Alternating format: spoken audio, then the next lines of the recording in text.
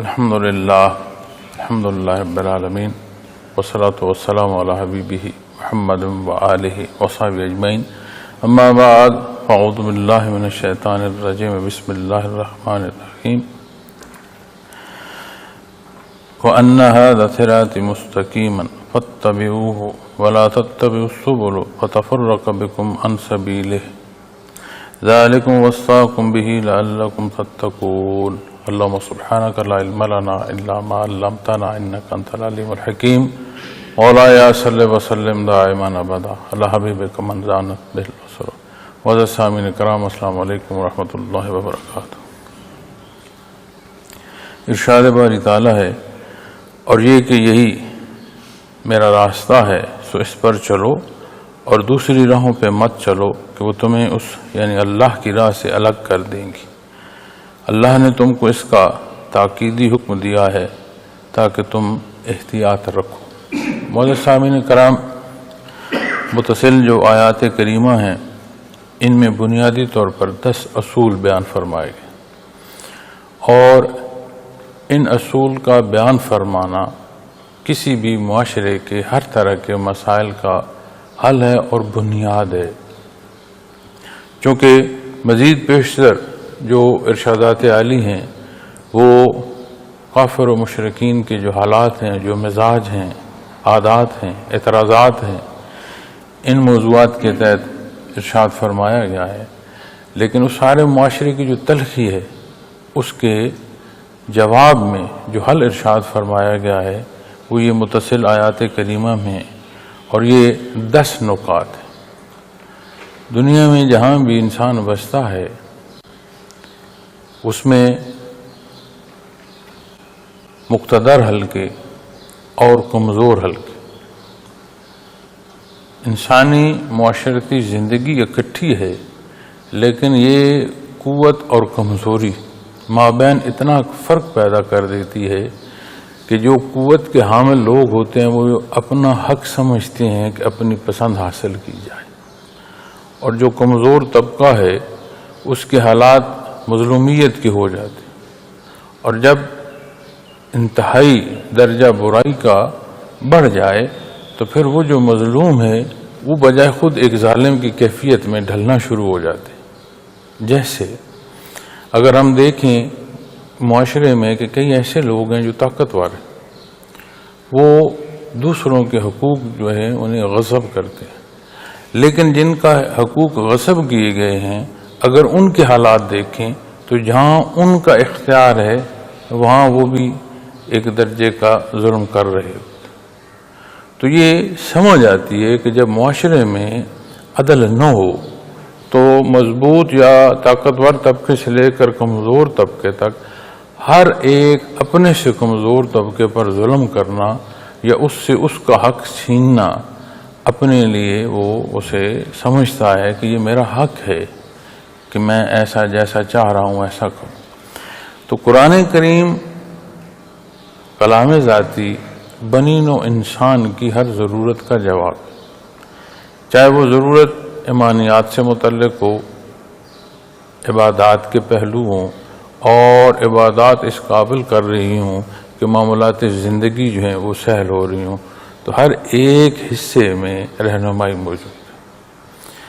اب جب ہم قرآن کریم کو برکت سمجھیں گے، اسے بوسہ دیں گے، اسے خوبصورت لحافوں میں رکھیں گے، لیکن اس سے استفادہ نہیں کریں گے تو وہ احترام اپنی جگہ ہم نتائج حاصل نہیں کر سکیں۔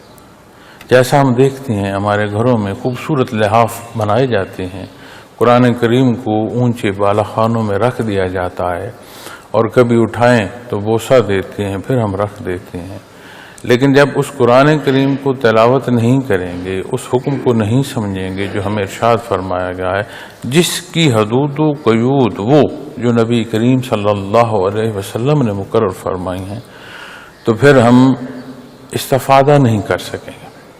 تو بنیادی طور پر 10 اصول بیان فرمائے گئے ہیں۔ پہلا حصہ جو ارشاد فرمایا گیا ہے وہ ہے کہ شرک نہ کیا جائے، اللہ کریم کی وحدانیت جو ہے اس پر یقین، اور اس پر یقین اس درجے کا ہو کہ وہ ماننا عمل تک کو پہنچائے. چونکہ شرک کے جب بحث آئے گی تو ایک حصہ جلی ہے اور ایک حصہ خفی ہے. جلی شرک جو ظاہراً بت پرستی کر رہی ہیں، اللہ کی اولاد گردان رہے ہیں، اللہ کے شریک گردان رہے ہیں، اور خفی جو مانتے ہوئے بھی اپنی ضروریات کو مخلوق سے منسوب کرتی ہیں کہ اگر فلاں شخص سے تعلق ہوگا تو میرا تحفظ ہوگا، اگر فلاں شخص سے تعلق ہوگا تو مجھے آمدنی ملے گی، مجھے پیسہ اور دولت ملے گی، عزت ملے گی. تو جب ہم اپنے اسباب کو اختیار کر کے معاملہ اللہ کے سپرد نہیں کرتے اور مخلوق پر اس کا اطلاق کرتے ہیں تو اسی بھی علماء کرام کہتے ہیں کہ یہ بھی ایک شرک کی خفی قسم ہے کہ اللہ کی ذات کے علاوہ کسی پر یہ اعتبار کرنا کہ میری ضرورت یہ پوری کرے. اسباب دنیا اور مخلوق کی حیثیت اور طاقت کا فرق قرآن کریم ہمیں جو بتاتا ہے کہ یہ تمہاری زندگی کا جو ایک عمل ہے، ایک مسلسل عمل ہے، اس کی ضرورت ہے. اگر سب ایک جیسے ہوں تو زندگی محال ہو جائے. کسی کے مزاج میں سادگی ہے، کسی کے مزاج میں سمجھداری ہے، کوئی لاغر اور بیمار ہے، کوئی طاقت اور توانا ہے، تو ایک دوسرے کی ضرورت پورنے کا کرنے کا یہ تفریق یا یہ جو فرق ہے ایک دوسرے کی ضرورت پوری کرتی ہے، اور زندگی کا جو عمل ہے وہ ایک مسلسل چلتا ہے، زندگی کا پہیہ جو ہے وہ چلتا ہے. لیکن اگر ایک جیسے سارے ہوتے تو ایک دوسرے کا کام نہ کر رہا ہوتا، ایک کو دوسرے کی محتاجی نہ ہوتی تو زندگی میں تعطل آتا. لیکن اس سے مراد یہ نہیں ہے کہ اپنے سے بڑے سے ہر شے منسوب کر لی جائے کہ یہ ہوگا یا میرا اس سے تعلق ہوگا تو میرے معاملات چلیں گے. اگر یہی سارا کچھ ہے تو پھر اللہ جل شانہ کے جو دست قدرت ہے، اس کی جو ذات قادر مطلق ہے، پھر یہ ہمارا ایمان کا. پھر اس سے بھی ایک اور حصہ جو اکثر دیکھنے میں آتا ہے اور اکثر لوگ وہ سوال کرتے ہیں کہ جی میرا جو رزق ہے اس کی بندش ہوگی. اب رزق کی بھی بندش ہوگی، اولاد کی بھی بندش ہوگی. غور فرمائیں، اللہ کریم نے یوم الست کو تمام ارواح سے وحدانیت باری تعالیٰ پر عہد کیا، نبی کریم صلی اللہ علیہ وسلم کی امامت. اور یہ قرآن و حدیث ہمیں اس موقع کی جو ہے متعلق ہمیں ارشاد فرماتا ہے اور ہمیں سمجھاتا ہے. اب اس کا مطلب کہ کسی نے جادو سے کسی کی اولاد کے لیے بندش کر دی ہے تو جو اللہ کریم نے فیصلہ فرمایا تھا مخلوق کو پیدا کرنے کا، پھر یہ جادوگر اتنا طاقتور ہے کہ اس نے اللہ کریم کا فیصلہ روک دیا. پھر اللہ کریم نے ہر ایک کا رزق تقسیم فرما دیا ہے. پھر یہ جو جادو اور ٹونے کر رہے ہیں یہ بھی اتنے طاقتور ہیں کہ اس نے جو اللہ کریم کی تقسیم ہے اس میں خلل پیدا کر دیا.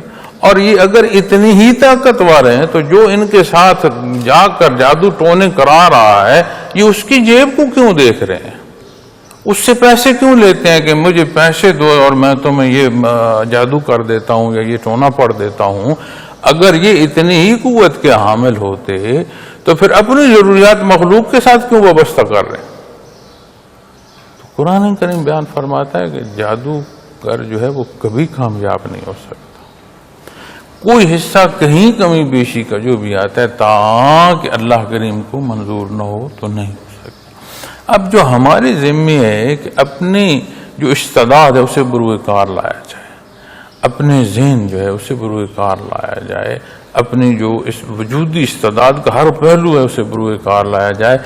لیکن کس اصول کے تحت، وہ کون سا ضابطہ ہو؟ وہ حصے جو نبی کریم صلی اللہ علیہ وسلم نے بیان فرمائے، کیونکہ قرآن کریم کی جو حدود و قیود ہیں وہ نبی کریم صلی اللہ علیہ وسلم کی ذات اقدس سے ہمیں نصیب ہوتی ہے. اب پہلا حصہ جب ہم شرک سے پاک ہوتے ہیں تو پھر ایک در رہ جاتا ہے جہاں بندہ سربسجود ہوتا ہے. باقی جس کے ساتھ بھی اس کا معاملہ ہے ان حدود و قیود کے ساتھ ہوتا ہے جو اللہ کو پسند ہے. چونکہ قرآن کریم بیان فرماتا ہے کہ وہ لوگ جو ایمان لائے اشد حبا للہ، وہ اللہ سے شدید محبت کرتے ہیں، تو سمجھ آتی ہے کہ ہر صاحب ایمان کو اپنے اللہ کریم سے ایک درجے کی محبت ہے. اب اس میں کتنی شدت ہے، اس میں کتنی مضبوطی ہے. جتنی وہ محبت مضبوط ہوگی وہ بندگی کا پہلو عمل پر اثر انداز ہوگا.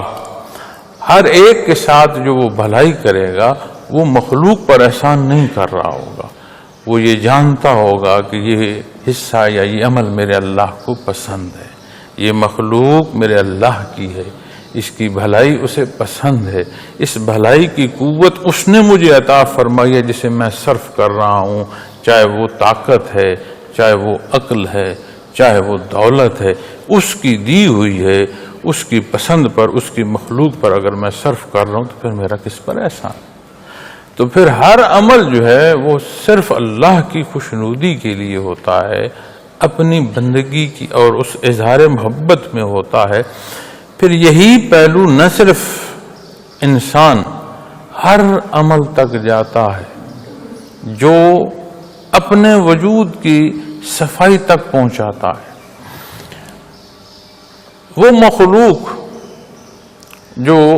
جس کا ہم نہیں سن سکتے، جس سے ہماری ہم کلامی نہیں ہو سکتی، جسے بے زبان مال کہہ دیا جاتا ہے، جانوروں تک کے حقوق کا خیال کرتا ہے. اب جب یہ بنیاد مضبوط ہوگی تو اس کا جو راہ ہے اور اس کی سوچ ہے اور سوچ سے عمل تک کے پہلو ہیں وہ ان اصول و ضوابط پر آ جائیں گے جو اللہ کریم کو پسند.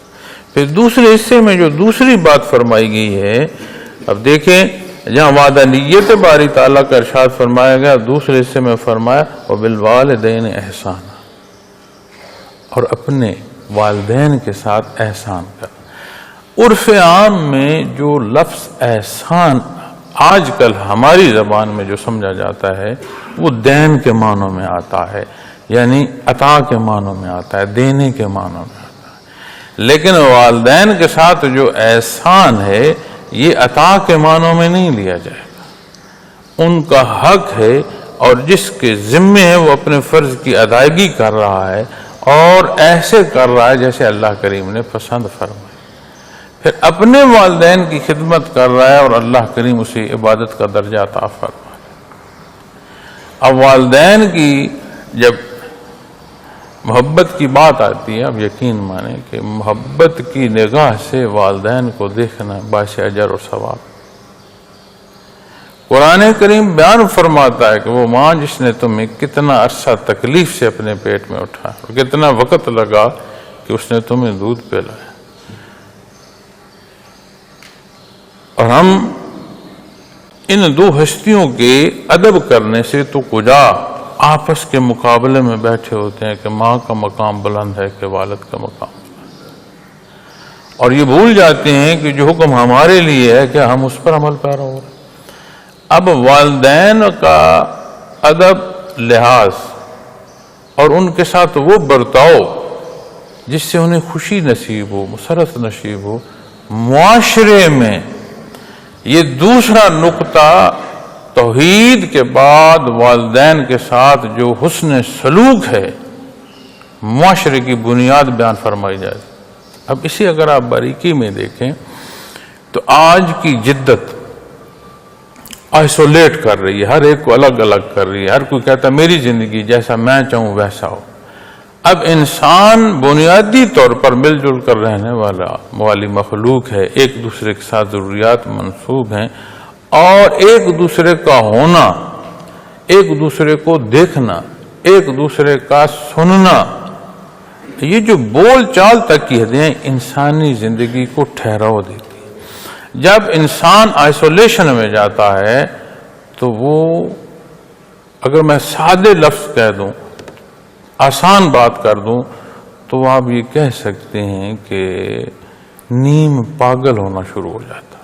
اب اسے آپ ڈپریشن کا نام دے لیں، اسے آپ ایگریشن کا نام دے لیں، انزائٹی کہہ لیں، کچھ کہہ لیں، لیکن نیم پاگل کسی کیفیت ہونا شروع ہو جاتی ہے. اب جب والدین کے ساتھ بندہ جڑتا ہے تو والدین کا ہونا پورے کنبے کو جوڑتا ہے. اس سے سمجھ آتی ہے کہ اسلامی معاشرے میں یہ جو مل جل کر رہنا اس کی کتنی اہمیت ہے، کیونکہ حسن سلوک جو والدین کے ساتھ ہے وہ صرف ایک ذاتی عمل جو ان تک پہنچ رہا ہے وہ نہیں ہے، اس عمل کے نتیجے میں پورا گھر سلامت ہوتا ہے، سارے بہن بھائی جڑ جاتے ہیں، ہر ایک کا نقطہ اتفاق جو ہوتا ہے وہ ماں باپ ہوتا ہے، اور جہاں کمی بیشی ہوتی ہے، جہاں اعتراض ہوتا ہے، وہاں ماں باپ کا جو فیصلہ ہے پھر سارے اسے مانتے ہیں اور اس پر راضی رہتے ہیں، ایک باہم پورا گھر جڑ جاتا ہے، اس میں اتفاق پیدا ہوتا ہے۔ اب جب گھر باہم جڑ گیا ہے تو اس میں کوئی بیمار بھی ہوگا اور کوئی صحت مند بھی ہوگا، کوئی بہت عقل رکھتا ہوگا، استعداد رکھتا ہوگا، کوئی ہم سے ذہن کا مالک ہوگا، تو وہ ایک دوسرے کا جو مددگار کی کیفیت بنتی ہے۔ قرآن کریم فرماتا ہے وَبِالْوَالِدَيْنِ إِحْسَانًا، تو یہ جو حسن سلوک والدین کے ساتھ ہے بجائے خود ایک عبادت ہے، اور یہ ساری جو نظم ہے گھر کا اسے ایک جگہ اکٹھا فرما دیتا، اور یہ دوسرا حصہ فرمایا، پھر دوسرا اس سے اگلا تیسرے میں فرمایا وَلَا تَقْتُلُوا أَوْلَادَكُمْ مِنْ إِمْلَاقٍ، کہ اپنی اولاد کو افلاس سے قتل نہ کرو۔ قدیم رواج جو ہے وہ یہ ہے کہ اولاد کو قتل کر دیا جاتا تھا، خصوصی طور پر بچیوں کو قتل کر دیا جاتا تھا، معاشرہ ایسا تھا، حالات ایسے تھے، پھر سمجھا یہ جاتا تھا کہ بیٹی کا پیدا ہونا یہ ایک کمزوری کی علامت ہے، بیٹے کا ہونا ایک مضبوطی کی علامت ہے۔ آج ہم اپنے معاشرے میں دیکھتے ہیں، آئے روز ایسی خبریں ملتی ہیں کہ جی مفلسی کے ڈر سے، غربت کے ڈر سے کسی نے خودکشی کی، اپنے بچوں کو جو ہے وہ قتل کر دیا۔ تو قرآن کریم بیان فرما رہا ہے کہ وَلَا تَقْتُلُوا أَوْلَادَكُمْ مِنْ إِمْلَاقٍ۔ اب اس پر جب بات آتی ہے تو صرف اولاد کا قتل کر دینا نہیں، یہ جو ہم اولاد کو بے راروی کی نظر کر دیتے ہیں، اور علوم جدیدہ یہ جو آج کی سائنس ہے اس کی آشنائی کے لیے تو ہم پورا زور لگاتے ہیں، لیکن جہاں سے ایمان کے پہلو سمجھنے ہیں وہاں پر ہم نہیں خیال کرتے۔ تو جو قتل اولاد، کسی کو قتل کیا گیا اور ظلم کے ساتھ قتل ہوا، ظلمن قتل ہوا، تو اگلے جہاں تو کم از کم اس کے لیے سہولت ہوگی، اور جسے ہم بے راروی کی نظر کرتے ہیں اور جس کی ہم وہ پرورش نہیں کرتے جس کا حکم ہمیں دین اسلام عطا فرما رہا ہے، تو وہ گناہوں کی اور خرابیوں کی زندگی میں جب ڈوبتا ہے تو یہ قتل اولاد سے زیادہ برا ہو جائے کہ اس عمل کا بھی جواب دینا پڑے گا، اور جس نے وہ عمل اختیار کیا آخرت میں بھی وہ سزا پائے گا۔ تو دوسرا حصہ جو ہے وہ اولاد کا سنبھالنا ہے، ہر معنی میں، کہ اولاد کا جو قتل نہ کرنا، اس میں ظاہری حصوں میں جو حصہ آئے گا کہ ان کی اچھی پرورش کی جائے، ان کی نگہداشت کی جائے، اور اس کے لیے کیا ضروری ہوگا۔ اب میں بے نماز ہوں اور میں کہوں بچوں نماز پڑھا کرو، بہت اچھا ہے نماز کا پڑھنا، یہ بڑا اس پر حکم ہے، فرض ہے، فرائض میں سب سے بڑی بات ہے، مسلمان اور کافر کی تفریق کرتی ہے غیر مسلم کی، اور خود نماز نہ پڑھوں تو میرے بچے کیا سوچیں؟ خود جھوٹ بول رہا ہوں اور انہیں کہو سچ بولا کرو، سچ میں بڑی برکت ہے، تو وہ کیا سمجھے؟ تو سمجھ آتی ہے کہ بچوں کی تربیت کے لیے پہلے خود اس تربیت پر عمل پیرا ہونا ہوگا جو ہم چاہ رہے ہیں کہ بچوں کی ہم تربیت کریں۔ پھر بچے دیکھیں گے کہ میری ماں، میرا باپ کس روش پر ہیں، کیا سوچتے ہیں، کیا بولتے ہیں، کیا عمل کرتے ہیں، تو شاید کہنے کی بھی ضرورت نہ پڑے، از خود بچہ ماں باپ کے ساتھ چل پڑتا۔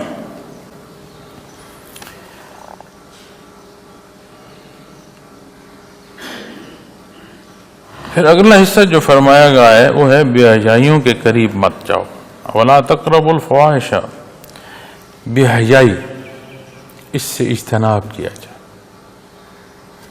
قرآن کریم ہمیں بیان فرماتا ہے کہ نماز برائی اور بے حیائی سے روکتی ہے،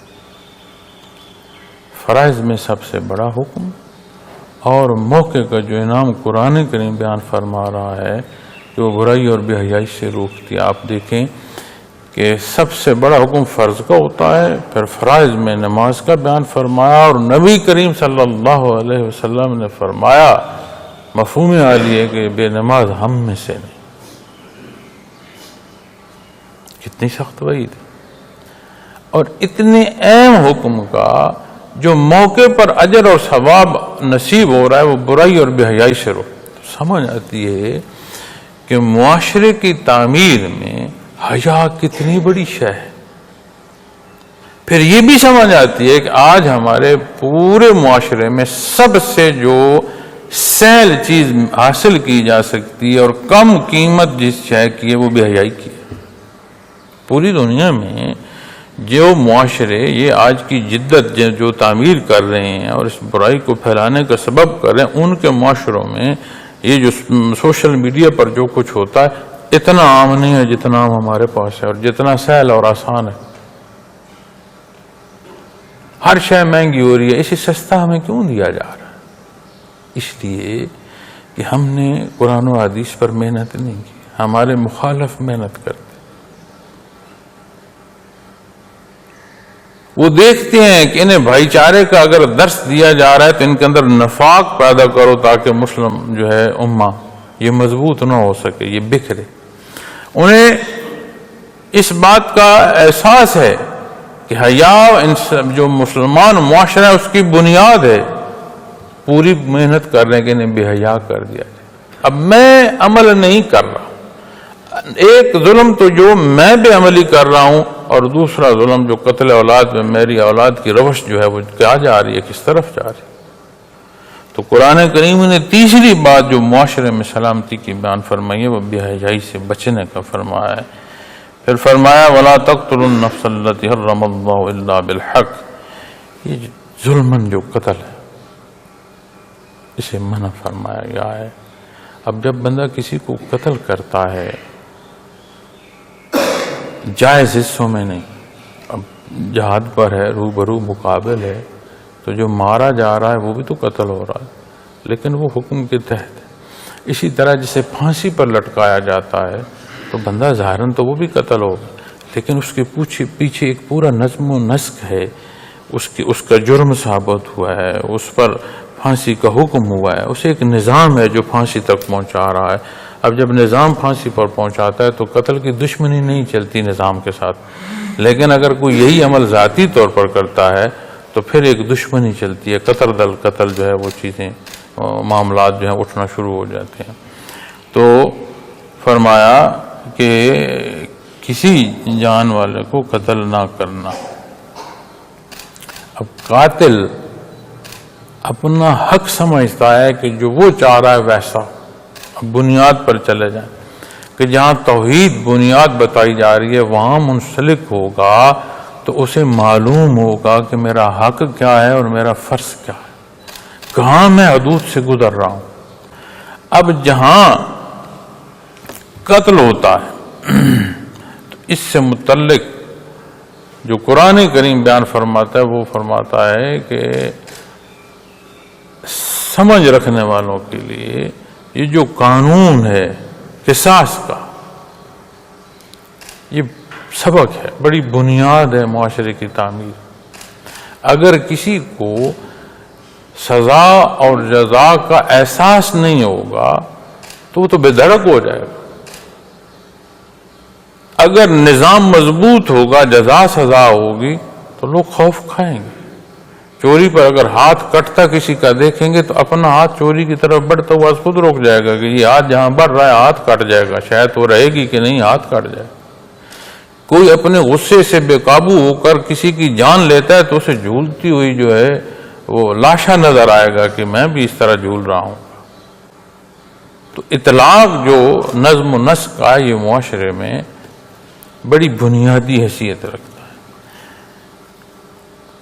اور اس کے ساتھ یہاں جب بات آیا کریمہ ختم ہو رہی ہے نا تو فرمایا ذالکم وصاکم بہ لعلکم تعقلون. فرمایا ان باتوں کا تمہیں تاکیدی حکم کیا جا رہا ہے، تاکید فرمائی جا رہی ہے کہ یہ وہ چیزیں ہیں جن کا دھیان رکھو.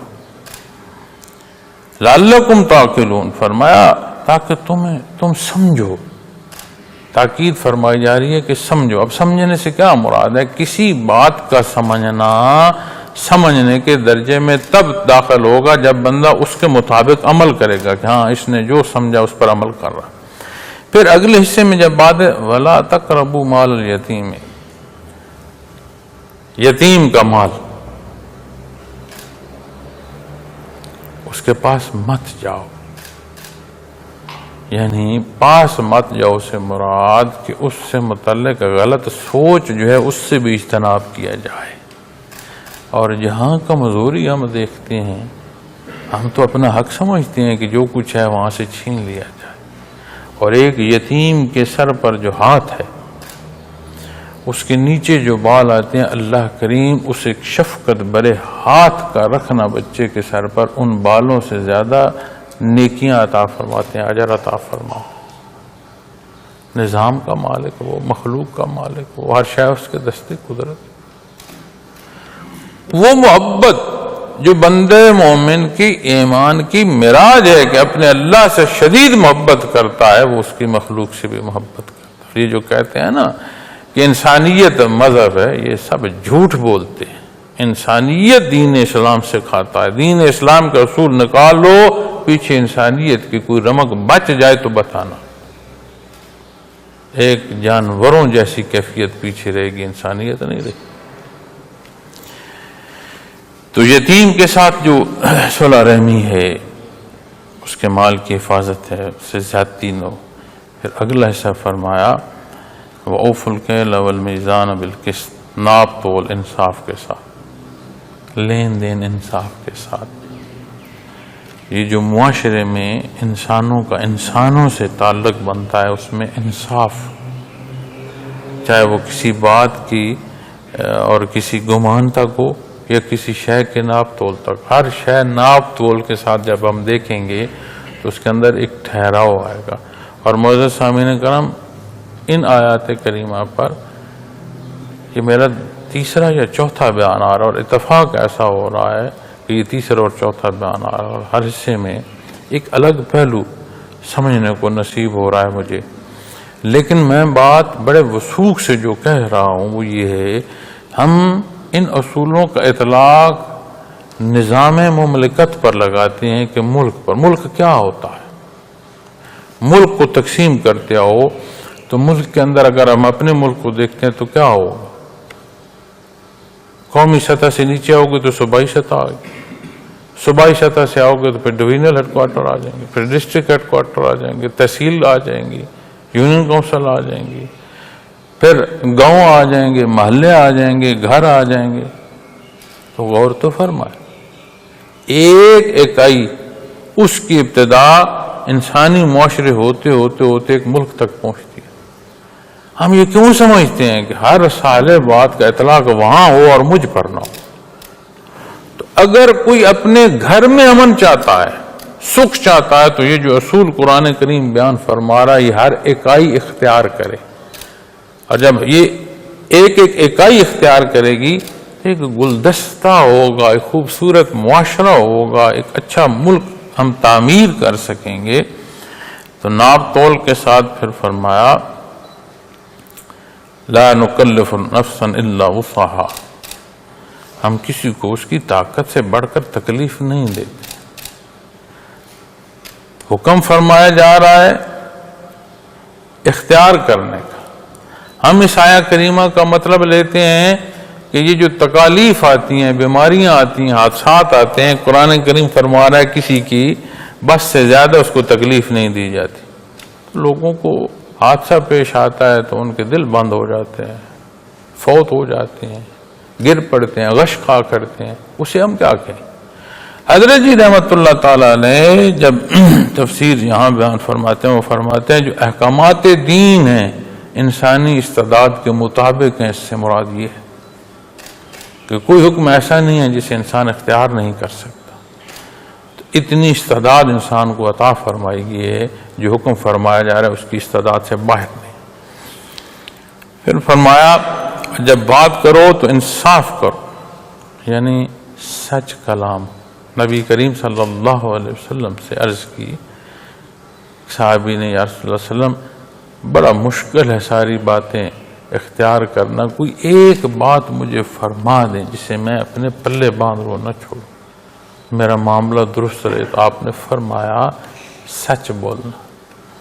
اب جب سچ بولنا ہو تو جہاں قدم ڈگمگانے لگے تو اسے تو بندہ چھپاتا جھوٹ سے ہے، سچ تو ہر شے کھول دیتا.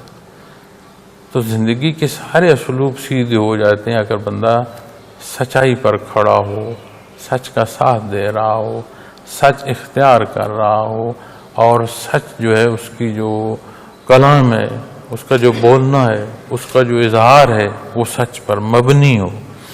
تو یہ بنیاد ہے.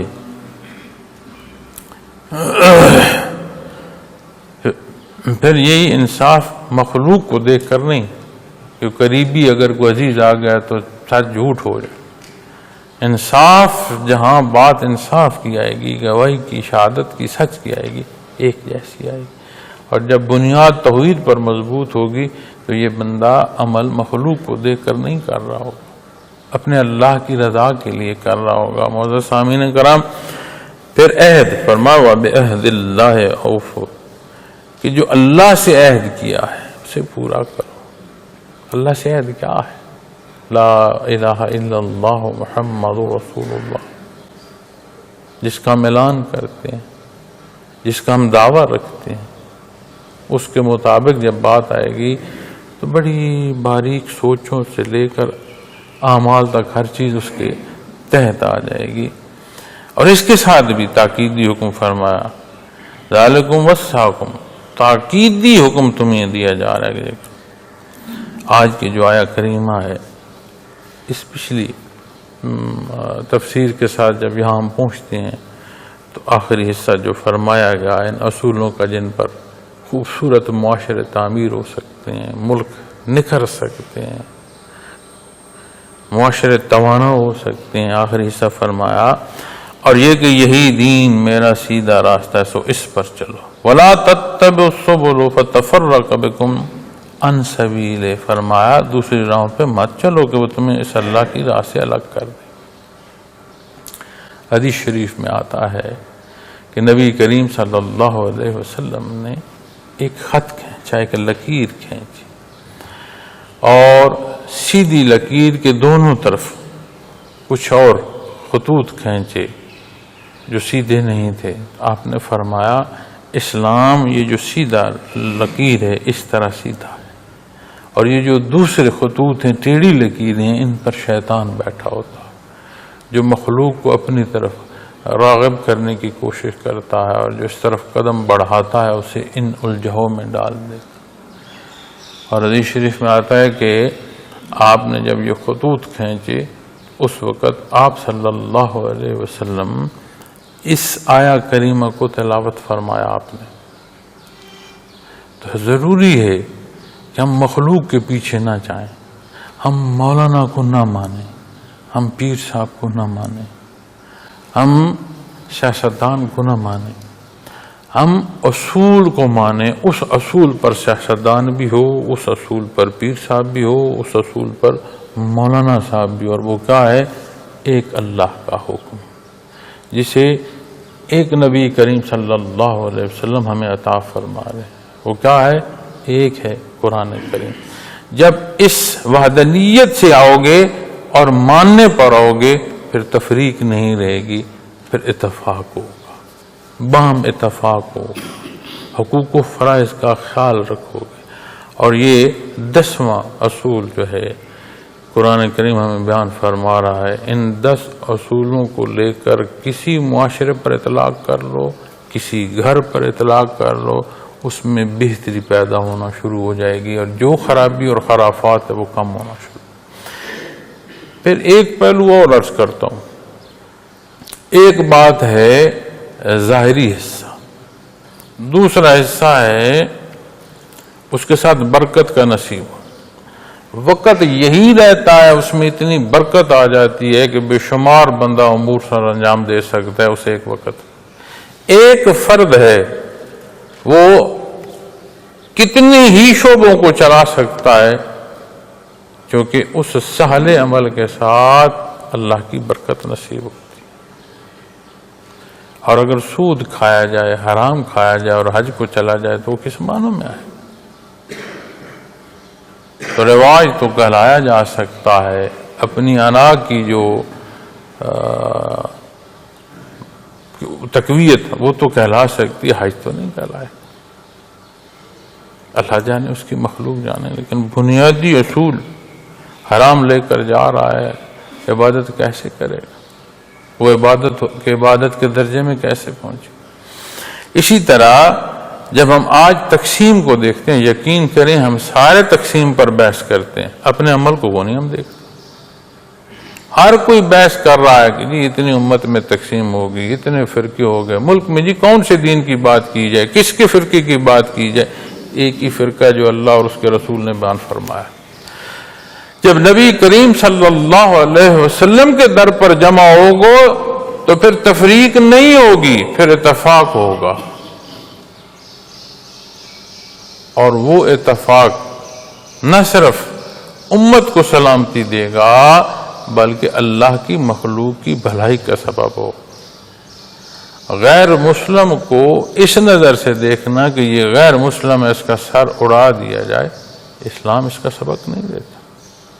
ایسا پیش آؤ کہ اسے رغبت نصیب ہو کہ اسلام ہے کیا، لیکن اس سے مراد یہ نہیں ہے کہ جہاں میدان سجے، جہاں حق اور باطل مقابل آ جائے اور وہاں تم کو نہیں، یہ دینی حکم نہیں ہے۔ ہر جگہ ہر پہلو میں عمل جو اختیار کرنا ہے وہ اللہ کے حکم کا ہے، میری یا آپ کی پسند کی تو بات ہے، لیکن صالح زندگی جو ہے وہ غیر مسلم کو دین کی طرف راغب کرتی ہے۔ اس تک دین کے پہنچنے کا بڑا خوبصورت انداز ہے، بڑی خوبصورت تبلیغ ہے کہ مسلمان باعمل ہو، اور اس بحث سے ہم نکلیں کہ میں دوسرے کو مخاطب کروں، میں اپنے آپ کو مخاطب کر کے اپنے اعمال کو درست کروں، چونکہ میں اس کا مکلف ہوں، مجھے یہ حکم دیا گیا ہے۔ اور جہاں جہاں اجتماعی ذمہ داریاں آتی ہیں، دیکھوں مجھے کہاں اسلام نے اس ذمہ داری کا حکم دیا، پھر میں اسے اختیار کروں، اور جہاں اسلام کے دیے اصول پر عمل کیا جائے گا معزز سامعین کرام، وہاں نفاق بھی نہیں ہوگا، فساد بھی نہیں ہوگا، اور اس کا نتیجہ اچھا ہوگا۔ پھر اس کے ساتھ بھی ارشاد فرمایا ذالکم وصاکم بہ لعلکم تتقون، اس کا بھی تمہیں تاکیدی حکم کیا جا رہا ہے، لعلکم تتقون، تاکہ تم احتیاط رکھو، پرہیزگار ہو، صالح ہو۔ ان چیزوں کو اختیار کرنا ظاہری زندگی کو بھی سہولت دے گا، ایمان مضبوط ہوگا اور پرہیزگاری نصیب ہوگی، یہ دنیا یہ جہان بھی سہل ہوگا، اور اگلا جہان آخرت جو ہے وہ بھی تعمیر ہوگی۔ اللہ کریم ہماری غلطیاں معاف فرمائیں، عمل صالح کی توفیق عطا فرمائیں۔ وآخر دعوانا الحمدللہ۔